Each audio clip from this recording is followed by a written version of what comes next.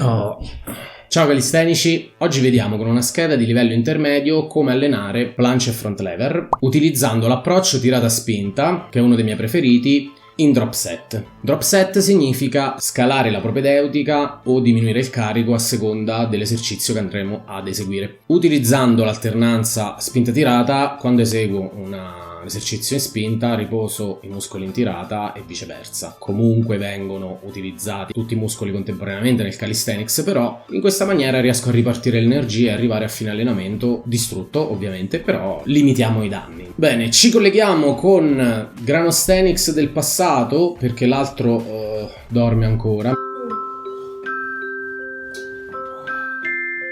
mentre io lavoro e mi faccio il culo. Pensate che questa registrazione è stata fatta l'11 gennaio 2019, un anno da 3 mesi fa, meglio tardi che mai. Questa è la scheda che vedete in sovraimpressione. Primo esercizio che andremo ad eseguire su sbarra bassa è tenute in front lever straddle a flay. Come riscaldamento eseguo sempre una propedeutica molto più semplice, in questo caso un tuck advance.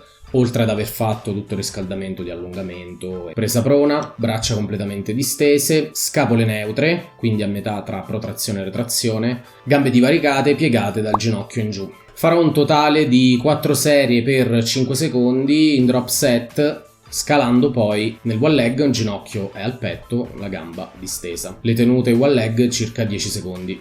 Comunque trovate in descrizione, in sovraimpressione, tutte le informazioni. Nella planche, protrazione scapolare, braccia tese, presa neutra, in questo caso utilizzo delle parallele. Inizio da una tuck per riscaldarmi, ok, per prendere confidenza con il movimento, e passo a una tuck advance.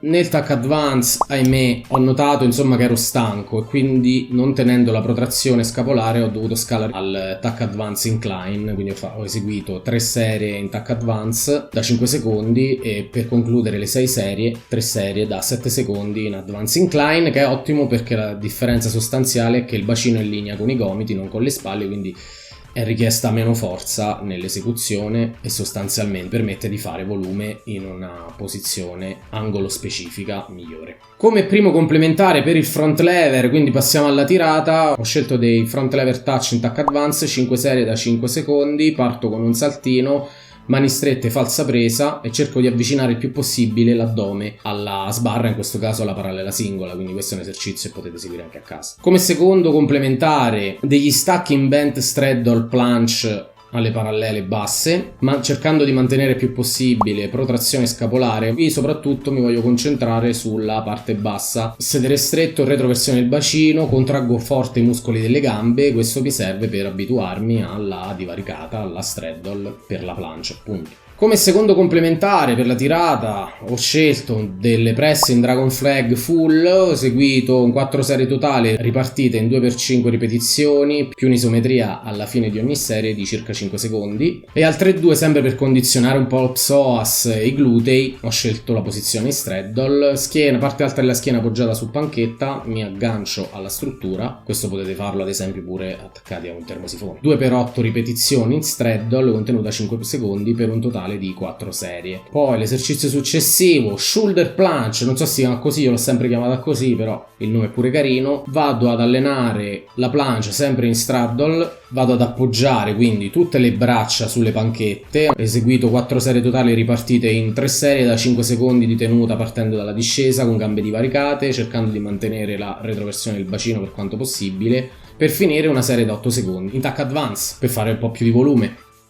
Passiamo a un paio di esercizi di pump finali. Quello in tirata ho scelto dei tuck advance pull up, sostanzialmente devo mantenere le ginocchia piegate a 90 gradi in blocco, mani larghezza spalle, arrivo con il mento su, se non riesco vado a fermarmi con la fronte alla sbarra. 4 serie per 8 ripetizioni. Per la spinta ho scelto dei bar push ups, un esercizio che mi piace particolarmente, mani larghezza poco più delle spalle, presa prona, 4 serie da 20 ripetizioni cercando di mantenere i gomiti stretti, vado ad impattare con il petto contro la barra, in questo caso una singola paralletta. Per addominali barra psoas, oltre al Dragon Flag chiaramente che ho eseguito prima, degli elbow sit raises, avevo le spalle bruciate, le braccia fritte, ho scelto questo esercizio poggiando i gomiti sulle parallele, gambe tese, vado su velocità controllata per un totale di 5 serie, 15 ripetizioni, tenuta alla fine di ogni serie di 5 secondi. Questo spacca quadricipiti, addome, avendo i calli che mi facevano male dalle trazioni, dai front lever e altri esercizi in tirata. Ho optato per questi poggiando i gomiti, così avete scoperto anche perché a che cosa servono le gomitiere, per non sfregiarsi, oltre a quando si fanno i dip agli anelli, anche negli elbow sit raises. La durata è di circa un paio d'ore. Serie, ripetizioni e tempi di recupero li trovate nella descrizione del video. Questo è quanto, quindi un saluto, un abbraccio dal vostro Grano Stenix, ciao!